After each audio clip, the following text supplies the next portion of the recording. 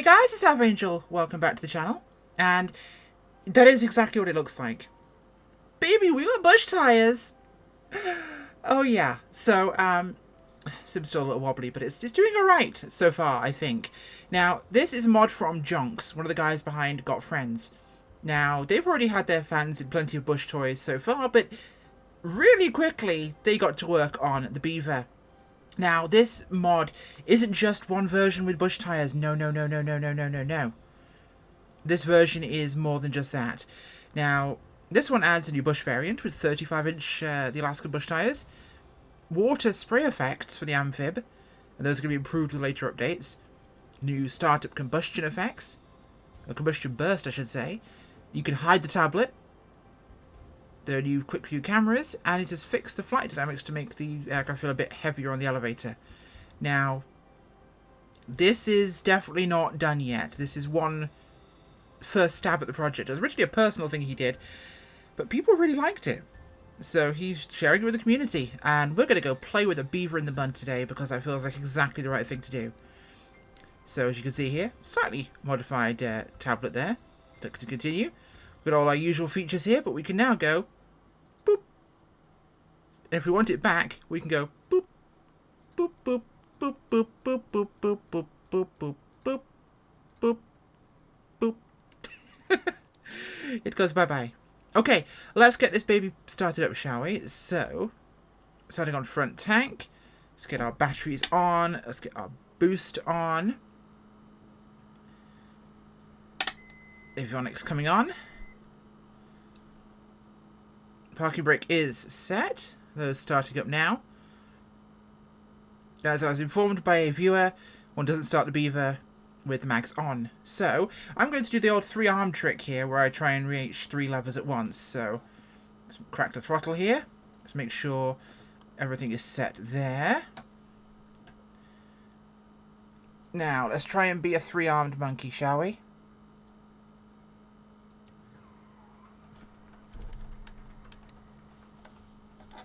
Oh, didn't do it fast enough. Do I actually want my fuel cut off or on? Actually, I'm adding mags, so maybe the fuel should be left on. I'll have to get a Beaver expert's opinion on this. Ooh, there we go. Now let's do the wrong thing here and start from the outside to have a look at some of those effects. Whilst I quickly press OK on various menus. Let's mute that down. Now what do we get here?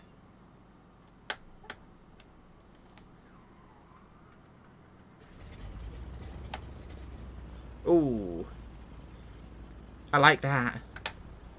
Watch. I don't know if this is on the original Beaver, but it definitely looks very good. Oh, yes. Yes. More of that, please. Okay. So it's decided it wants to be a little bit late tonight, so let's just make the time a little bit earlier before we set off today. Oh, it's 1 o'clock. Well, it is a winter in Alaska, I suppose. So, let's get our head rocking and rolling here. And let's get ourselves ready to rock and roll. I'm going to stop off at a couple of little airstrips around the way today. We're taking off from Orbex's Yakutat on the peninsula up here. So we're going to get ourselves out of here and make sure our parking brake is released. And get ourselves going. They're not far. They're about 10 minutes away from us here, so we should have a good little trip. But the nose is a bit higher with the bush tyres on, you'll find, which makes life a little bit more interesting. And you'll notice she's a bit wobblier on the ground because they're quite soft. So the whole point of bush tyres is they have quite low air pressure, so they'll take to rough ground a little better than otherwise. So let's get ourselves along here. Now, I'm rattling in the cockpit. If you don't know how to get rid of the rattling sound, click that oil filler cap, okay? That is what gets that to go away. There we go. Let's get ourselves out here to the runway. 1129 will do for us just fine. That rhymed. It was almost a haiku. Maybe it was a haiku. I don't know. Now we'll see how much heavier this feels when we get ready for takeoff here. And heaven praised, things seem to be doing a little better right now for me in terms of the Sims data usage. If you're having any stuttering from that, deleting your rolling cache seems to be the way forward. Okay. Let's get that down. No, 1 notch back. You can almost feel how soft she is on the suspension now. This pickup truck deserves a lift kit. There we go. And ease her off the runway. Let's pull my power back now already. Let's pull my prop back as well. Just notches just after lean here. And where are we going? So our first stop is literally just in front of us over here. So I'm going to leave my boost pumps on for now, because I'd rather keep hold of those. I'm starting to get snow effects creeping into the area. Right, let's make sure we just zoom that in there so we can see what's going on.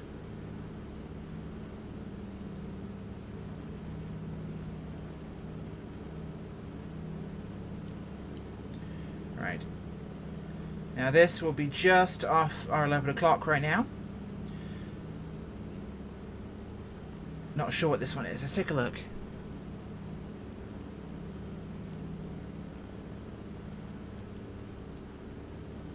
That's the right page there. And we're looking for nearest airport list. Probably I think it's A68, because that's probably going to be the one we're looking for over here. Alright, so it should be just ahead of us in the snow line. Obviously, it would look like this in real life with a bit of a delineation like that, but hey, who's counting, really? This will probably make finding the strip a little bit harder. So I'll have to do a little bit of guesstimation, shall we? Right, we'll pull those flaps up. We don't need to keep those out right now. We've just gone past extension speed, so that's a bit of a whoops. Should have been checking that rather than my locations. But these strips are all out here by default. If you want to fly from stock Yakutat, or if you have the Orbix one, these are all out here. These are just default locations that happen to be pretty close by. We're going to end up heading up towards the glacier just down the coast to end things out today. But I want to play with this thing on some proper bush tyres in the bush on some rough terrain. Very kind of flat plateau territory out here. A little marshy, otherwise kind of virgin turf here. No roads in this sort of area. The world's still deciding what it wants to be down there at the snow line. Right. I believe this one runs parallel to the end of that little river just ahead of us, so we're going to try and work out where it is. I think it's just off there. Right ahead of us over here. I think that'll be where we're heading to. So we'll have to find out. If we circle it, we'll drop down in there and we'll pay a little visit. We'll try and do some short takeoff and landing work in the Beaver. And I think I found the formula for a good short takeoff. I will say I have flown this thing a lot since she came out, and I have fallen head over heels in love. I already said it was almost perfect, but I'm afraid Jonxy Boy has made it even better. I say afraid, Jonx is a great guy. Him, Got Gravel, the rest of the guys at the Got Friends team, wonderful people, and some of the most amazing work you can do in the flight sim world. And if anything, this is not to say Milviz, Blackbird did a bad job on the Beaver. They did a phenomenal job with a limited brief from Asobo. Asobo wanted X. They provided X with Milviz's amazing flavour. As it's a stock aircraft now, essentially, Jonx went and said, hold my beer, let's make this a real bush plane. Which means there is a lot of hope for this aircraft in the future. I think one of the things I said that stopped it from being completely perfect was that it literally did not have bush wheels, which would have been great, or skis. I think that's us down there. Let's take a look, shall we? I'm pretty sure we're probably going to see skis at some point in the very near future for this bad boy. So our winter Beaver flying will be perfect. That is us right down there on the riverbank there. Okay, so this is where we're coming in, this strip here. Snow looks clear. Not ideal for bush tyre landing, but rather this than regular wheels. There's a small cabin off there to the, going to be on our right for our approach. We're going to circle around, come over the river and put it down. Nice open approach path here, so this should give us a real opportunity to really kind of stretch a short field takeoff and landing legs. The elevator does feel a lot stiffer now, which does feel more like the old Beavers from FSX P3D. Feels a lot weightier, a lot more muscular as an aircraft, and I really, really like it. So let's pull some power out of here as we're starting to circle around. Open the keyhole a little bit here just so I can widen this turn. She does tend to get a little bit wing drop happy. Let's put a notch of flaps in there. We'll have to find our location on the river here. Let's keep our speed up. We don't want to drop it out too early.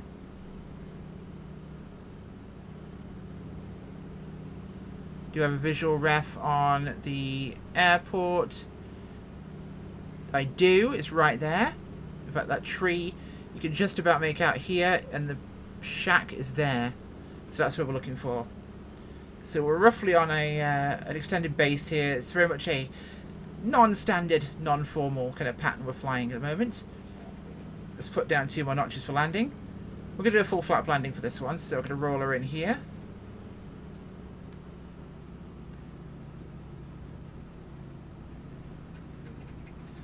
Give her full flaps.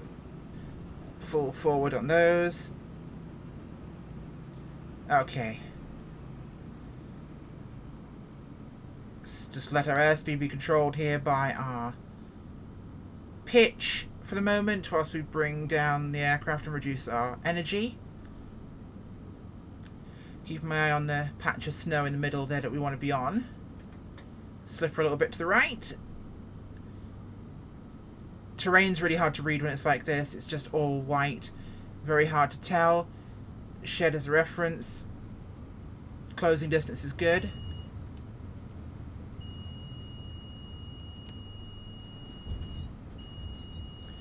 Bit of a thumper for our first one, but not bad. Let's brake very carefully here. Okay. We are down. Not bad. Leave the boost bumps on for the moment, so we'll pull those up here. We're not going to want full flaps for this, but we're going to want to keep some flaps in, so probably keep it there. Okay, so we'll get ourselves down here again. We only need to go as far as the shack for our takeoff. We're going to head further south here, down to, I think it was Sawtooth, one of the stops down the way. Shouldn't be very far away for us, but it will give us a good opportunity to have a look at it cross-country.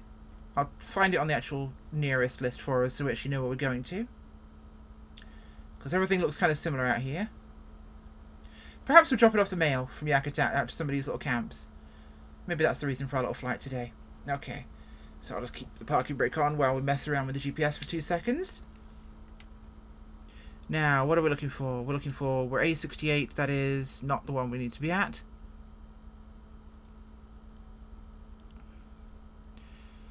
We're looking for A70 is one of them. 67 is the one we're after. 16 miles. A67. So we're going to go direct to A. I will say navigating with the working title GPS is so much nicer. Everything feels a bit more realistic. Harlequin Lake. That's where we're heading to first. We'll probably stop in at Sawtooth on the way. Did that plug in for there? It did. It plugged in for that one. So 60 nautical miles. Right. Parking brake off. Let's get ourselves out of here, shall we? Beaver style.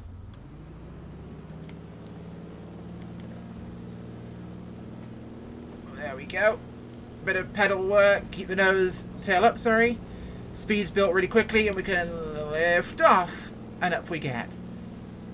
Nice and easy. Turn my head back on here. There we go. Pull the power back out.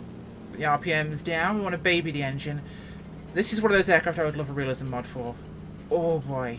Like if someone could... Jonx!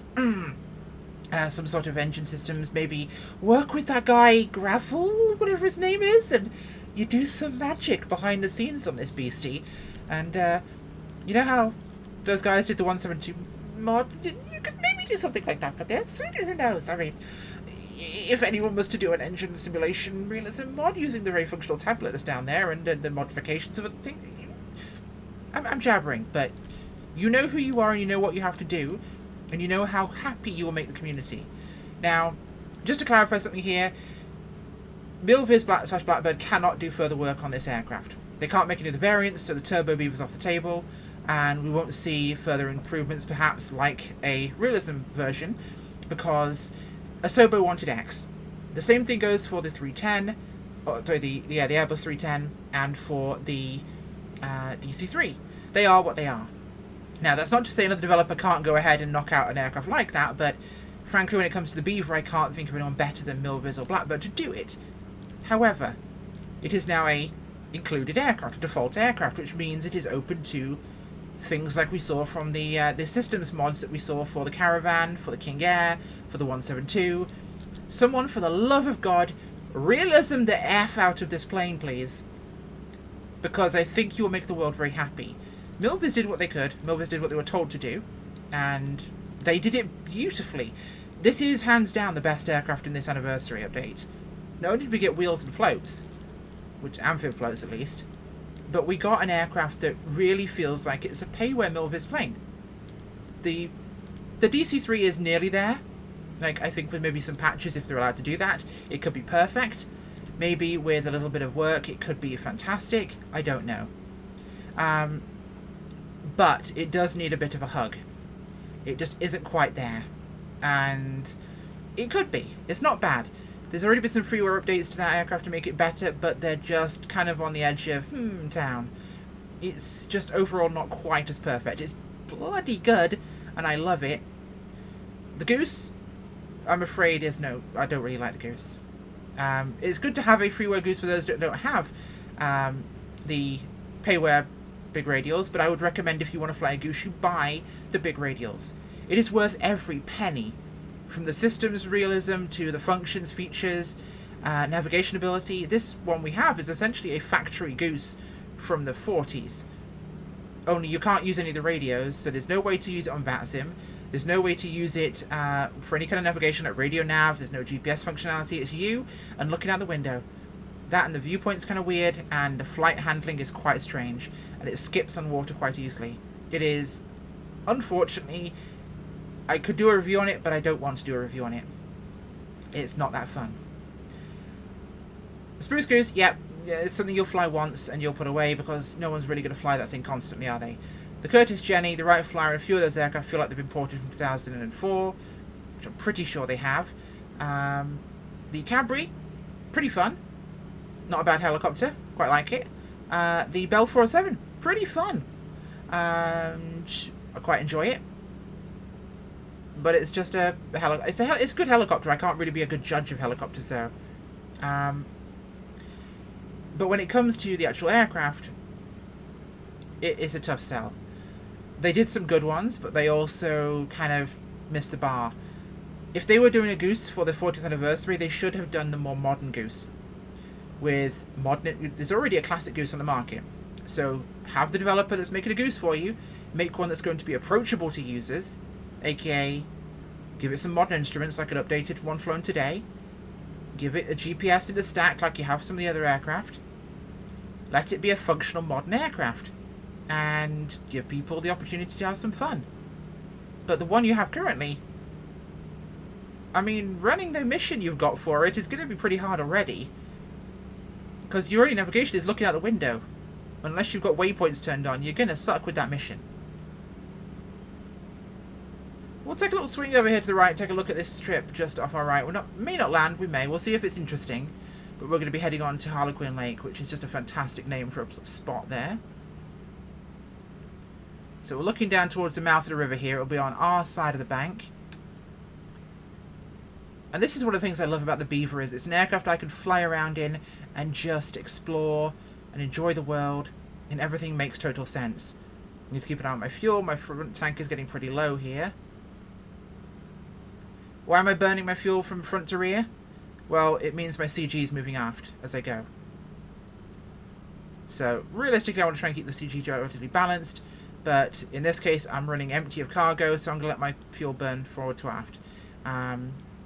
Center, front, and rear tanks, they're all basically relatively centered, but a forward CG is never exactly a bright idea, but one that's too far aft is neither that either, so one tends to balance the load. And where is this little airport down here? Probably there by the river just in front of us, the one that's still wet, it seems. Here's a question for you. Is water wet? And can a river be wet? If a river is water, can a river be wet? Or do you get wet being in it, and does the riverbed get wet? Is a river actually wet? Answers in the comments. So yeah, my sim's still a slight little bit doddery, but it's improving. Again, clearing my cache did seem to fix all my problems, it seems, and this would be a good example of that. However, I'm not sure yet. Oh, this could be an interesting one. It's in the trees there, so we might have a tricky little approach. If I can find her. Where are you? Is that it down there by the river ahead of us? That might be it in front of us over there on the parallel with the river. That does seem likely. If it is, we'll give that a bit of a pop, and then we'll head over to Harlequin Lake. See if we can have a good, smooth, short landing with this thing. This is my first time out flying the bush tyre variant, but Jonx's dynamics work and his work with other stuff, the modelling and the systems side of things, very good. Always great to fly his aircraft. I believe that's going to be it, or something along here. So let's take a little bit of a look around here.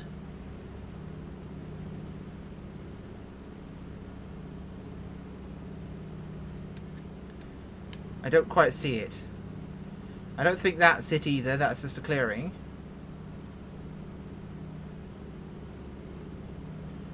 It's meant to be down there somewhere.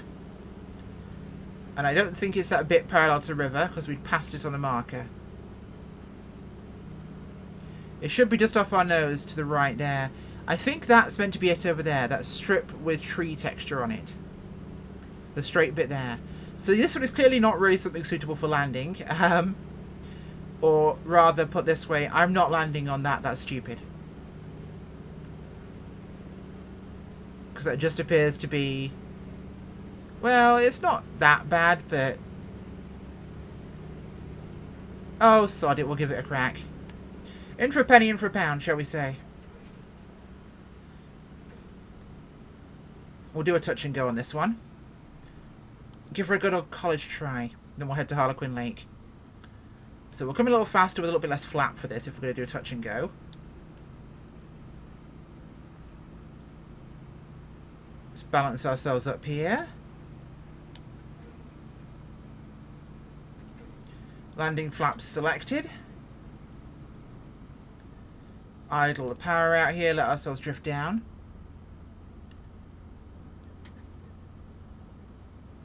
Where are we meant to be looking for it? I've lost visual on the strip. A lot of trees. I think that's the Badger off our left. It is. Okay. Let's ease her down here, nice and gentle. We don't want to throw it in here. We don't want to burn our energy either if we're going to be making a touch and go.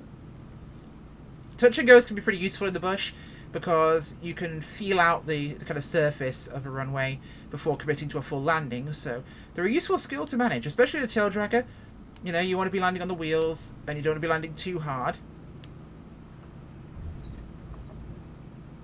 There's a bit of a bounce there. Straighten her up so we land on both mains. There we go. Keep her straight and we'll power on here. So it's a good hard surface there. That would have been alright, but we don't want to stick around here. Look at that throaty roar as she takes to the skies. God, this girl feels alive. This old girl feels alive. I love this thing. If this plane could... Actually, no, that's a statement I'm not going to make. I was going to make some sort of reference to having this plane's babies, but that'd be weird. Really weird. And I'm pretty sure there's probably a late night documentary about someone actually thinking of doing that. So we're going to move swiftly on from that weird thought as we head back over to Harlequin Lake. We're not far away, we're 5 miles out now. Just over here by the glacier over there. In fact, we're on course here. It's right on the edge of the lake, which should be just here for us. Let's pull those the flaps are in. Okay, let's pull my props back here. I will say the Beaver is an incredibly pleasant plane to hand fly. There aren't a ton of aircraft in the sim so far that I feel you strap on. Phrasing, I'm aware. But for some reason, some aircraft, and when they're done right, in terms of the flight dynamics, it feels like you strap them onto your back and go flying. You know? The Cub is one. The Beaver has always been described by real pilots of the Beaver as something you strap on and go flying, and a couple of others. Now, in the sim so far, for me, the Kit Fox has been won by Parallel 42. I'd actually say, don't hate me for this, or Bagaloo's 172s have been good. I want to say the Coronado 170, but it's not quite there. You do feel a little disconnected from it. When it comes to aircraft so far, the Kodiak has been won, and this. I genuinely feel like when I get into this aircraft, I'm going where I want to go with it. It flies where I want to, the way I want it to. I'm pretty sure this is Harlequin Lake down here for us. And over there to our left is the glacier. And that is the lake right in front of it, all frozen over. Which this time of year it probably would be. And that looks messy down there. We're going to go down here and take a look at the strip there, because that looks pretty rough. We may have to off-airport this. Now you'll notice a bit of the torque imparted by the prop as you throttle back and it starts to spin slower. Will start to kind of rock the aircraft a bit on its pitch, which is a really nice kind of feeling of the aircraft there.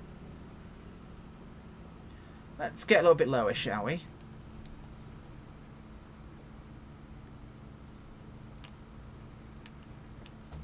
Whoa-zy daisy. You also don't want to basically spin this thing because it will not recover very well at all. It doesn't like it. Okay, there we go. So this is our strip down here. We'll do a quick fly by the runway to see how she is. I'm already seeing obstructions at both ends.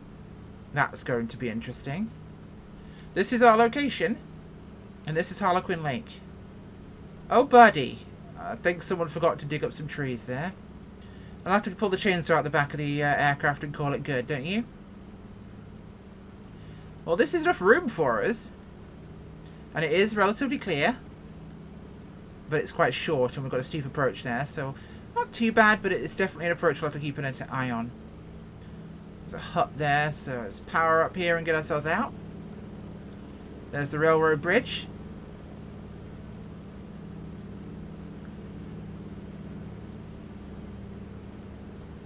Right, okay. So the glacier is up there.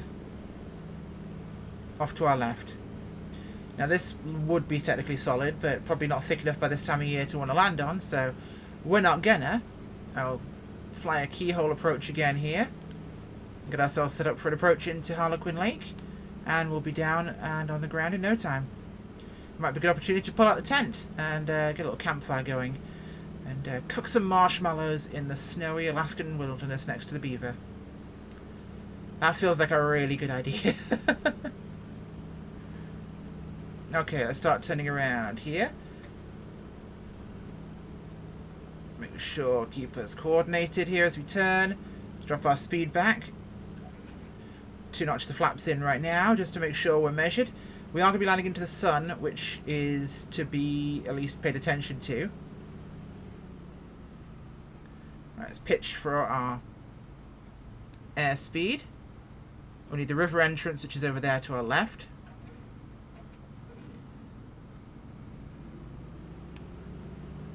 And that's where we're aiming for, because that's where the airport is, right there. Bingo. Okay. We're set up on a nice long final, which will give us a good chance to establish our positioning here. Everything is full forward. We are configured. I forgot to turn on my alternator. That's what happens when I waffle too much. My fuel level is still good in my forward. Oh, that's not good, actually. If I have to go around, I might sputter, so I want to make sure I've got enough fuel for a go-around if necessary. So I'm switching tanks to center. Okay, we're quite fast here. Let's bring the speed back and just pitch up to kind of lose some of that. The full flaps is a big barn door, but we want to kind of kill the energy of the aircraft as we come in here. We've got the obstruction there of the railroad bridge in front of us, and the tree line just past it. So the ground is above us, up from the runway level, then down, and then climbs up again, and we have the obstruction. So we have to keep eyes on those 3 things. The railroad bridge, we're coming in a little fast here. Pass between these 2 trees.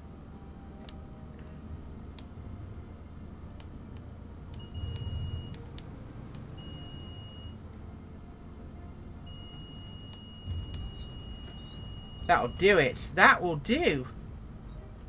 That will do nicely. Firm, but smooth. I'm leaving that one out of the question, I think. Okay, let's get ourselves turned around here. There we go. We'll taxi back down here. Kill that bloody pump now. That's been bloody annoying. That has. Okay, let's taxi down here. This thing does feel a little bit wibbly on the ground, but that is realistic, and it does feel quite nice. The nose is a little higher, because obviously your main gear is bigger, so that's going to be a thing you have to pay attention to. Just like technically it'll be a little bit lower, or about the same when you're on skis. There we go. Looking good.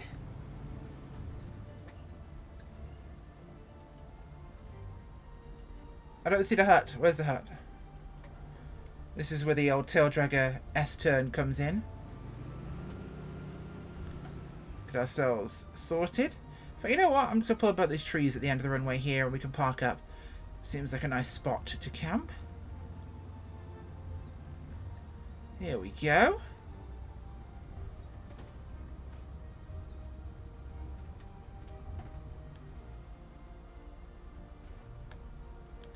That'll do just nicely. Okay, let's get the parking brake on there. Let's cut off our fuel here. Mags off. And we're stopped. I'm going to set up camp. And I'll be with you in a second. Now, isn't that better? Yeah. This is how you'd want to spend some time with a beaver out in the bush. That is... chef's kiss. Unpack your camping gear, stay a while, do what you need to do. God, I love this aeroplane. And God, Jonx has made it even better. I look forward to seeing what the community can do. Obviously, we'll get to see some of the spray effects of the water, the amphib when we take her out at some point soon. You're going to be seeing quite a bit of this. But I don't think anyone minds. It is a great aeroplane. Thank you for watching, everybody. Bye.